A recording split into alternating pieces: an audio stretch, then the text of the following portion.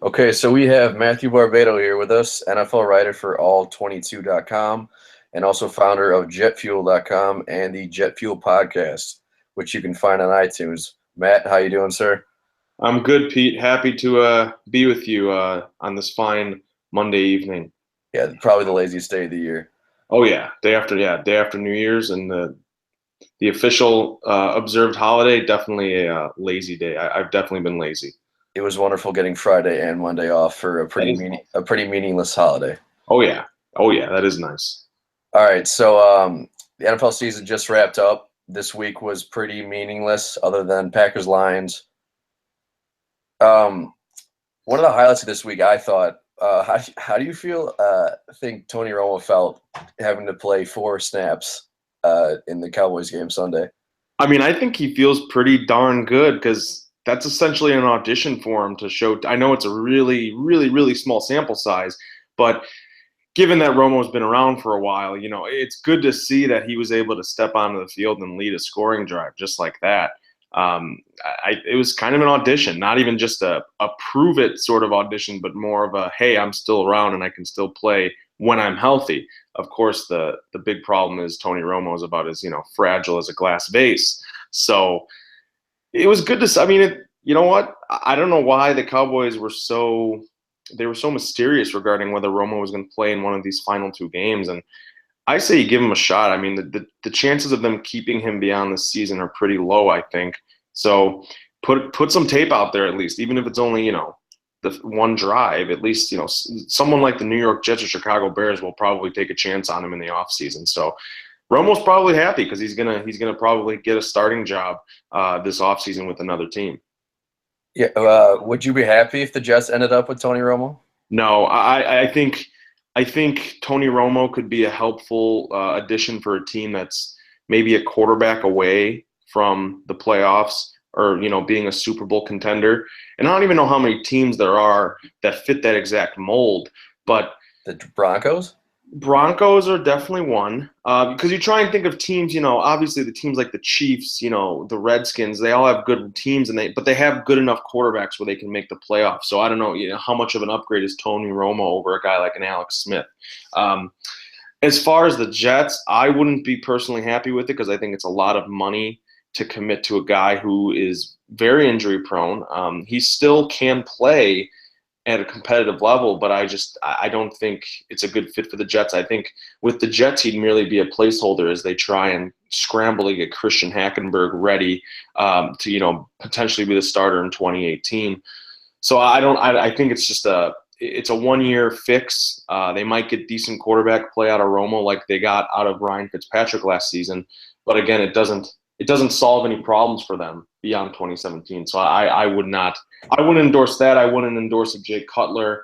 The only kind of guy I would want the Jets to get is like a Brian Hoyer or a Mike Glennon, someone who is pretty much a career backup. He's a guy who, is not good enough to be your starter outright like a Romo or Cutler, but he's good enough to at least keep you competitive. Okay, fair enough. And moving to some higher performing players this season, who do you have for your NFC and AFC MVPs? You mean to tell me that Ryan Fitzpatrick's not a high performing player? I mean, he went to Harvard, so Right. academically, he's Yeah. probably pretty high He's performing. got the brains. He's so smart. He throws in the triple coverage only 3 times a game this year instead of 5. But the MVP race is tough for me. I tweeted out who I would have winning outright, and I had Aaron Rodgers as in both leagues, just the NFL MVP. I had Aaron Rodgers. I mean, the guy is just playing at an incredible level. I know the Packers have plenty of weapons around him, but I mean, man, he said he was going to run the table, and they've done the job. 4,428 yards, 40 touchdowns, 7 interceptions. That game against Detroit last night that felt like an MVP clinching moment for me, at least in the NFC, if that's how we're dividing it. I mean, the Lions could not stop him, whether it was just picking people apart from the pocket or using his mobility to extend plays. I mean, there was that one play I think that pretty much locked up the game where it was a 3rd down and they pretty much called a read option for Rodgers and he pretty much scampered out, got the 1st down and then some, and that was the game. So in the NFC, I would go with Rodgers. In the AFC is tough. I mean, You could always vote for Tom Brady. I mean, how can you go against what Tom Brady's done? He just unseated Nick Foles' TD to interception ratio record. Exactly. I mean, the guy just. I mean, obviously, we sort of take the Patriots for granted nowadays because they've just been so good for so long. But I mean, to do what he's doing at his age, I don't know. I mean, I had if you're based off of who I ranked in my overall MVP voting, I guess I would have Brady as my AFC. Um, Derek Carr, I mean, the injury kind of hurts for me. That kind of hurts his argument because he obviously missed the last game. But I mean, you can't argue against what he did when he was healthy. But I mean, I'm sorry, Tom Brady comes in and the Patriots just go on a ridiculous run. I don't know how you can really vote against him. Yeah, that's a fair argument. I mean, like the 12 games though, and I mean, I would love to see Roger Goodell just get slapped in the face by Tom Brady, him winning MVP this season. Yeah, I mean, 3,554 yards, 28 touchdowns, 2 interceptions in 12 games. I mean, that is ridiculous. I mean, if he gets those other 4 games back, he's throwing for at least 40 touchdowns, and he's going to get at least 4,000 yards. And I personally don't want to see the Patriots win the Super Bowl, but it would be a very it would be a great moment of vindication if Brady could get the. I just imagine that scene. Belichick, Brady, and Kraft all at the podium as Goodell, hands them over the Lombardi Trophy and just kind of squirms off the stage. That would be wonderful. All right, so not every single team is blessed with a Tom Brady. Yeah, The Dolphins are absolutely not. And do you think they stand any kind of chance against the Steelers next weekend with Matt Moore behind center?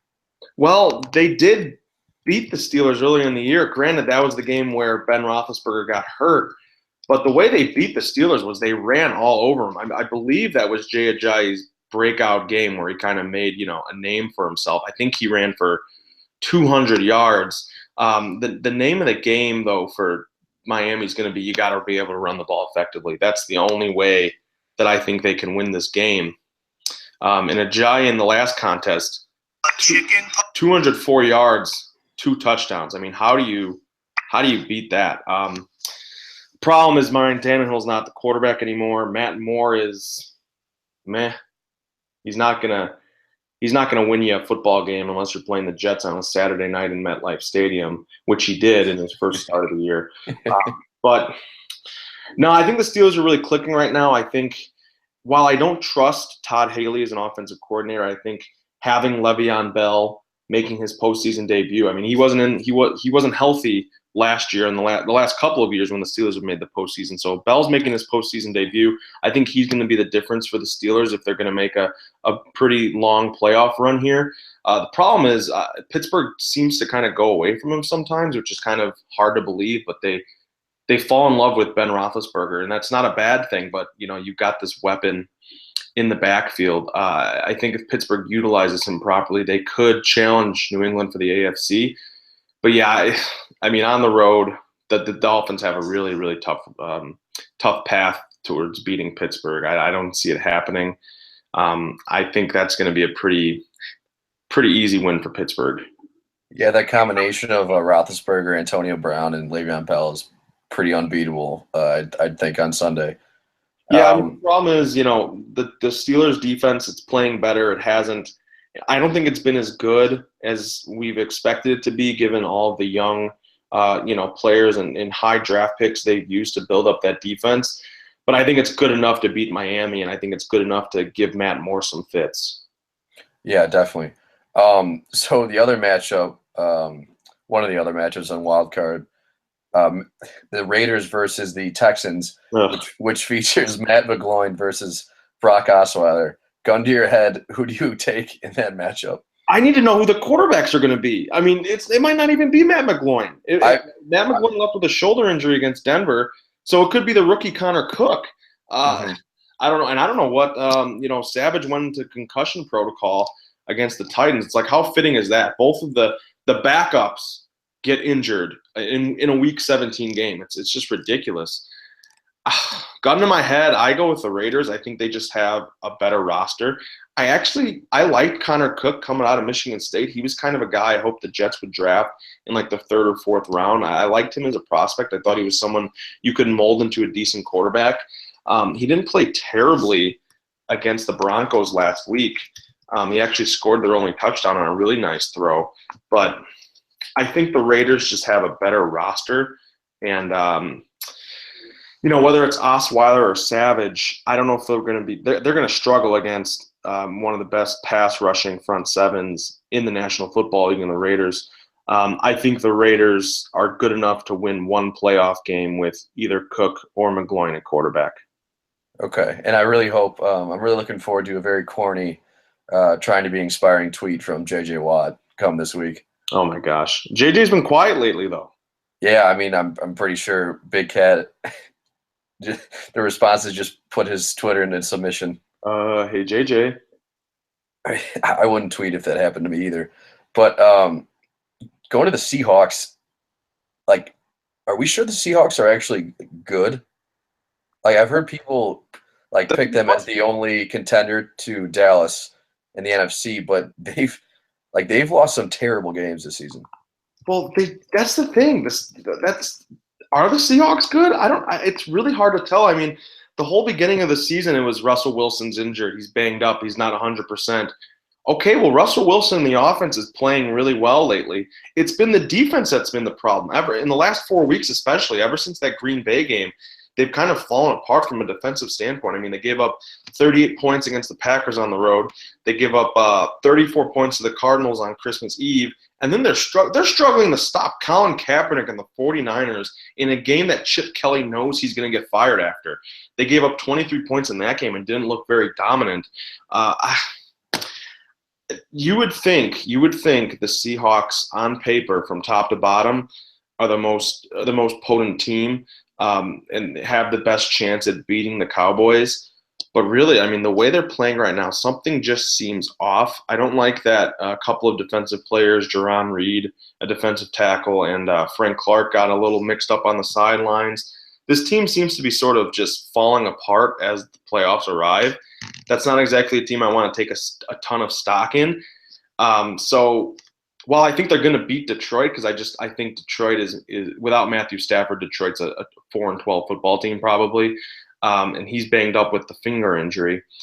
I cannot see the Seahawks losing a playoff game at home, but I don't think they're built for a Super Bowl run right now. I mean, they're just not playing well. There've been too many duds in between these, moments of glory. I mean, you look at late November, they lose a game to the Buccaneers 14-5.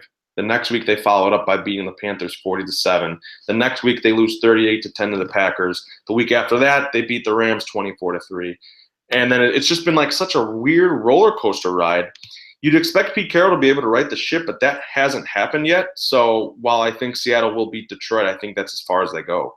So if it's not Seattle, which is the most dangerous team in the NFC besides the Cowboys? Is it my Packers or is it the G-Men? Well, what bothers me is the two most dangerous teams I see in the NFC outside of Dallas, obviously, are playing each other. I picked my pick if it had set up properly was going to be Green Bay and the Giants in the NFC Championship game. Obviously, they're playing in the wild card round, but I think the Cowboys are clapping their hands because I think that game's going to knock out one of their primary two contenders. If I had to say which one's more dangerous, that's tough. I mean, I lean with who I think is the league MVP and Aaron Rodgers. I mean, that's not a guy you want to see, in the postseason, especially the way he's been playing lately. And Dallas is a little susceptible in their pass defense. And I mean, they played the Giants twice. What are the chances they're going to be able to, what are the chances the Giants can pull off 3 wins over the Cowboys in the same season with both of them being, or 2 of them, I'm sorry, being at AT&T Stadium. So I would be more worried about the Packers. But if the Giants win that game at Lambeau Field and it's Giants-Cowboys in AT&T Stadium in the divisional round, I wouldn't be excited for that matchup either if I'm a Cowboys fan. Okay, and so all right, final question on the playoffs here. Who do you got? What's your Super Bowl pick and picks for each division or each conference, and who wins? Okay, so I've got So my AFC title game is the Patriots over the Chiefs. I think the Patriots have one of the easiest roads to the Super Bowl, I think, in modern NFL history. They're going to have to beat a McGloin or Savage or Miami if they pull off an upset to get to the AFC title game, and I don't see them losing to the Chiefs at Gillette Stadium. I mean, as good as the Chiefs have played this year, Justin Houston might not be fully healthy. He's their best pass rusher. I don't trust Andy Reid in the playoffs either, so there's that. But I think the Patriots have a really simple road to the Super Bowl. In the NFC, I have the NFC Championship game as Green Bay over Atlanta. Atlanta's kind of that team. I mean, we haven't mentioned them yet, and I know I I'm didn't losing mention you. them. What's that? I'm sorry. I didn't mention them as one of my most dangerous teams, but they're kind of just sitting there quietly as the number 2 seed with an offense that just puts up a ton of points. And they have a surprisingly athletic young defense, one that it can cause problems for teams with poor offensive lines. One of the most underrated players in the NFC, I think, is second-year pro Vic Beasley. You might remember him out of Clemson. He was right up there at the top of the tables in sacks league wide. I think he's a force to be reckoned with. He's really stepped it up in his second year. But I have Green Bay beating Atlanta. I'm believing in Aaron Rodgers, and I had Patriots Packers as my Super Bowl pick in the preseason, so I'm just going to stick with that. I think Atlanta, while they're having a really good season, Julio Jones is an absolute monster. You don't want to mess with that Matt Ryan, Julio Jones combination. You don't want to get into a shootout with Aaron Rodgers, and I think Matt Ryan's a little bit more susceptible to that major, crucial, game-killing mistake than Rodgers is right now.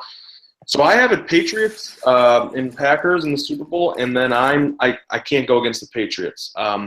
Obviously, we've talked enough about Brady for one show, but what I want to say is the defense has been playing really well for New England too. I think that unit has been sort of doubted all year, but all they've done is produce. I mean, they rank number 1 in the NFL with only 15.6 points allowed per game, and that sort of gets forgotten when you see Tom Brady putting up 350 yards and 30 points a week. But not only can the Patriots score, they're preventing teams from scoring too. And they play in the AFC. They played some pretty tough teams along the way. I think their defense is more than good enough to shut down Aaron Rodgers and the Green Bay Packers. And while I think Rodgers might be the league MVP, I think his run ends in Houston. I have the Patriots 23-21.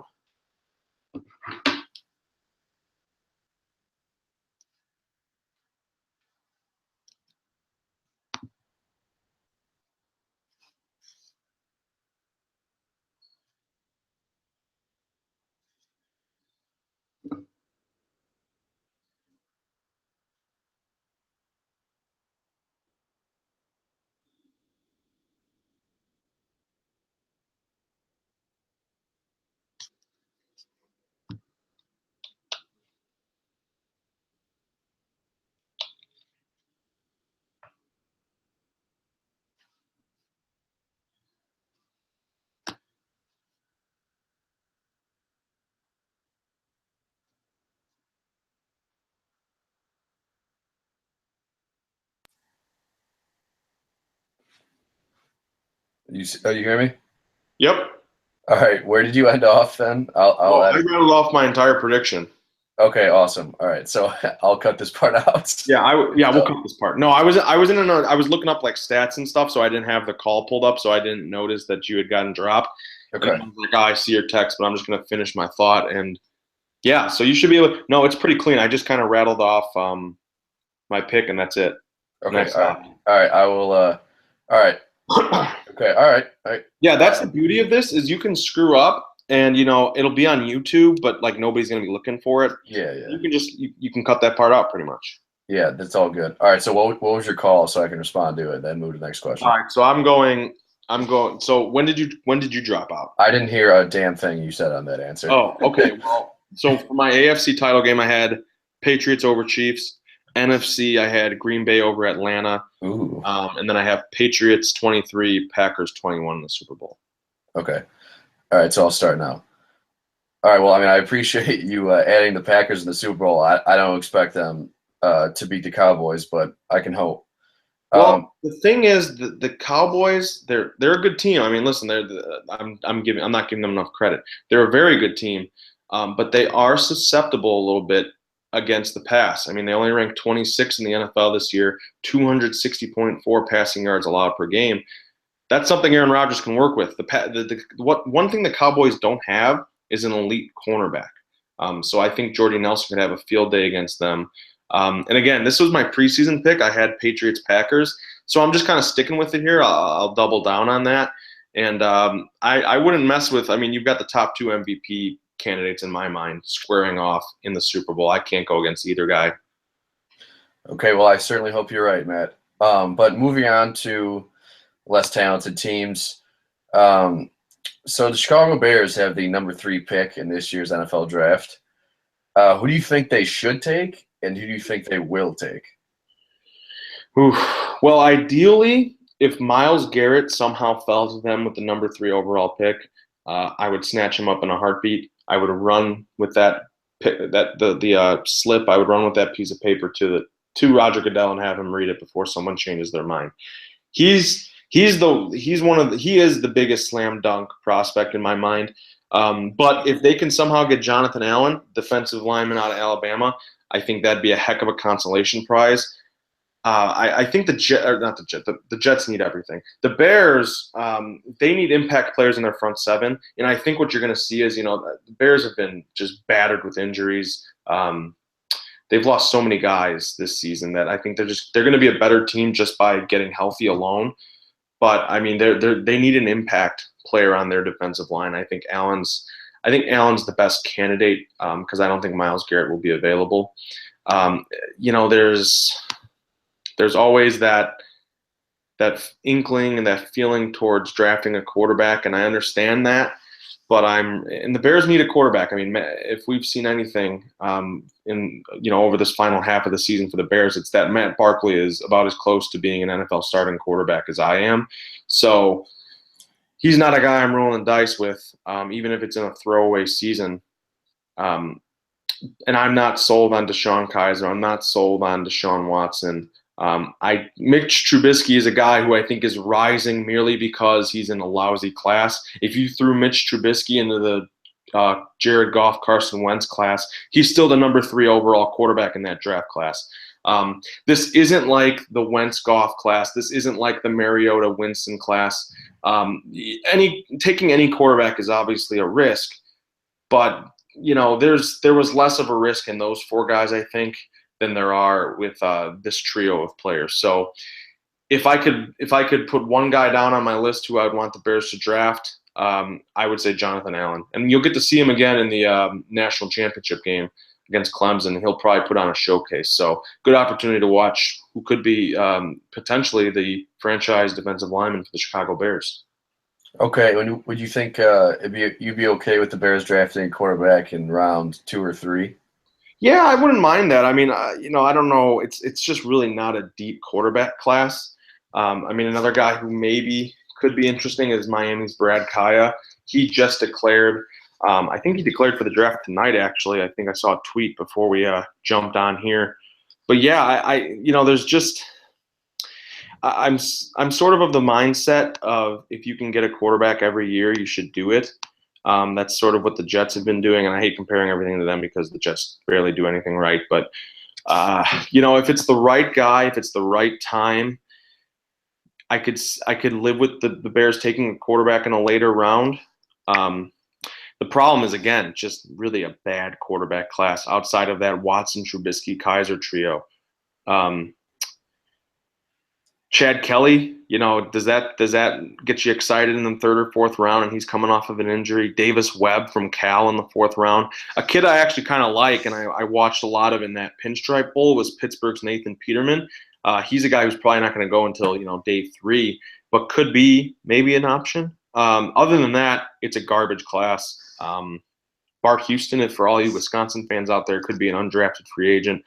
Really, it's a really bad quarterback class. It's not a class that I'm reaching for a guy in. So if you want to take a guy like Peterman or a Brad Kaya or even a Chad Kelly in the 3rd, 4th, 5th round, I can live with it. But if you're taking a guy in the 2nd round, early 3rd this year, I'm a little skeptical. Okay. All right. So you bringing up the Jets. So Yeah. out of the Jets, Bears, Browns, who has the most wins next season? Jets, Bears, Browns. Oof. Well, let's remove the Browns. I think the Browns are still, they're going to have 2 picks, I think, in the top 15 this year, which is really good. I'm really curious to see if they take a guy like Myles Garrett or if they go with the quarterback. But I think the Browns are still a few years away from it even cracking 7, 8 wins. It's going to take a little while because they've really, really overhauled that roster. Their rebuild is starting at least, whereas the Bears and Jets, we don't really know where they are in that process. Oh man, well the Jets. I think of those 3 teams, the team that's less likely to just say tear it down and rebuild is the Jets because they have a very stubborn owner in Woody Johnson.